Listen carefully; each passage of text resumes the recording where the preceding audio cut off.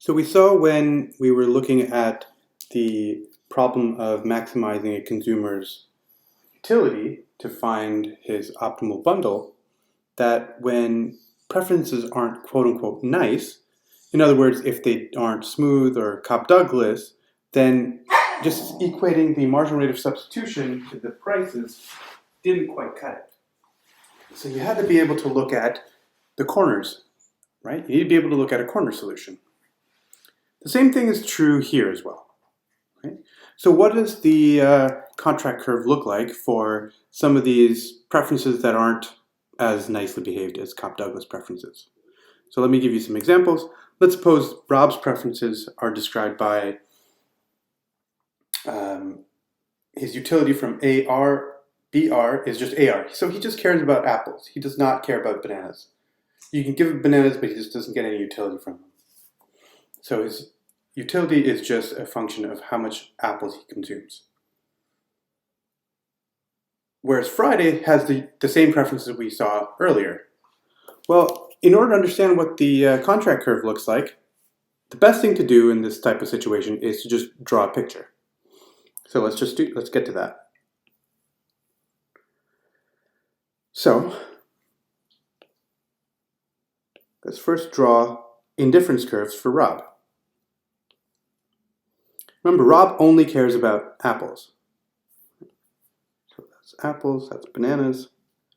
So if I take a given bundle, so I take this bundle right here, what are all the bundles that he's indifferent between with that bundle?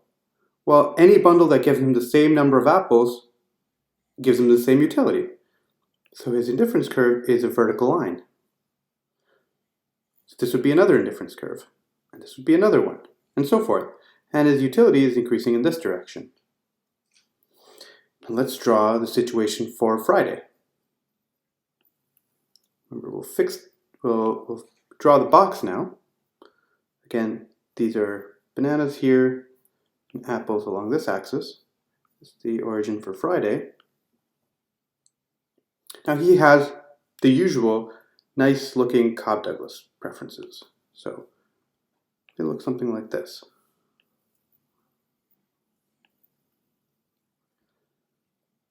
Remember, you can draw the indifference curves for Rob, for Friday, out here, right? In this area, because that just means he's still getting positive amounts of both goods. So indifference curves are well defined. It just means that there's no feasible allocation where he could actually get that amount. So if we want to know what the Pareto efficient allocations are, well, let's look at, is it possible to have a Pareto efficient allocation on the interior?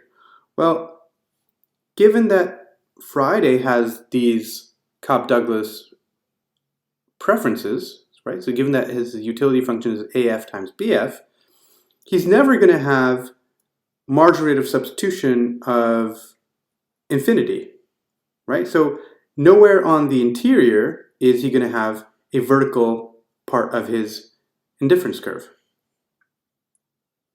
So we're never going to be able to find a point where they have the same marginal rate of substitution, because the marginal rate of substitution, the slope of Rob's indifference curve, is infinity. It's a vertical line, whereas Friday's indifference curve is going to have some finite slope.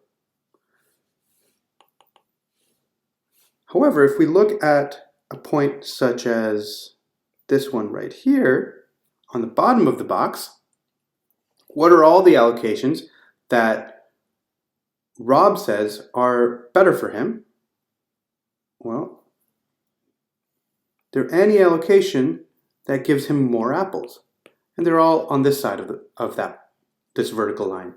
Right? We look at his indifference curve through this point. And so all the bundles to the right of that point give him more apples. What are all the bundles that Friday thinks are better? Well, his indifference curve is this one. And so all the bundles here are better for Friday. So then we see that indeed this point right here is Pareto efficient because there's no way to make both of these consumers better off. So the set of Pareto efficient allocations is going to be this.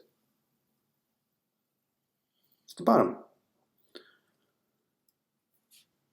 So the bottom of the box is the contract curve.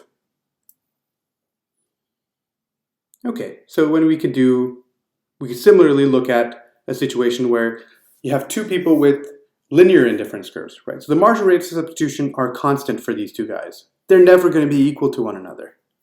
It's not possible, right? So again, we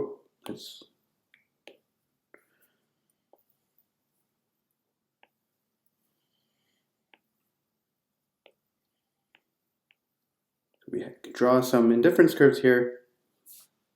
So Rob's indifference curves are going to be relatively flat, right? So he's indifferent between, let's say, let's draw that in green. Let's say 10 bananas and 20 apples, right? They both give him the same utility, which is 20. So his indifference curves are going to just be parallel lines of the same slope. And they're increasing in this direction. His utility increases in that direction. Now let's look at what Friday's indifference curves look like. He's indifferent between 20 bananas and 10 apples. So let's say that's 10, that's 20. Right? So his indifference curves are steeper. And they're increasing in this direction. So which are the points that would be Pareto efficient? Well, look at this point right here. What are all the points that Rob thinks are better? These guys. What's everything that Friday thinks is better? It's anything below this line. So it's on this side of this line. So again, this point is Pareto efficient. Neither consumer could be made better off without making the other worse off. So that's true of everything on the top of the box. The same reasoning would say everything up here is Pareto efficient.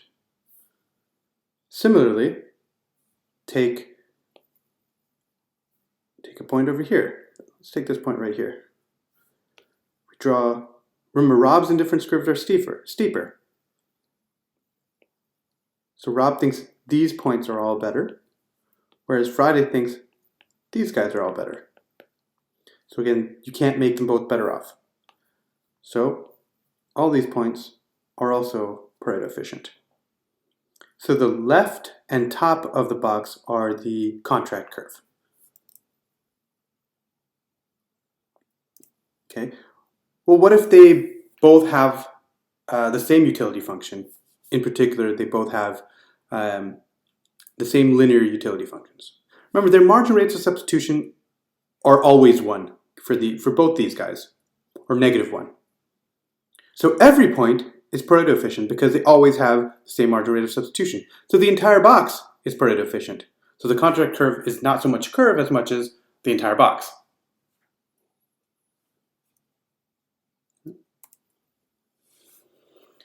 So in general, the marginal rate of substitution, setting the marginal rates of substitution really only works on the interior of the box. And if you try to do that and you find that it doesn't really work, well then just go back and think about it, right? For these, especially for the first two of these special cases, we just stopped and thought about it and we just used some common sense. And that told us what the answer needed to be.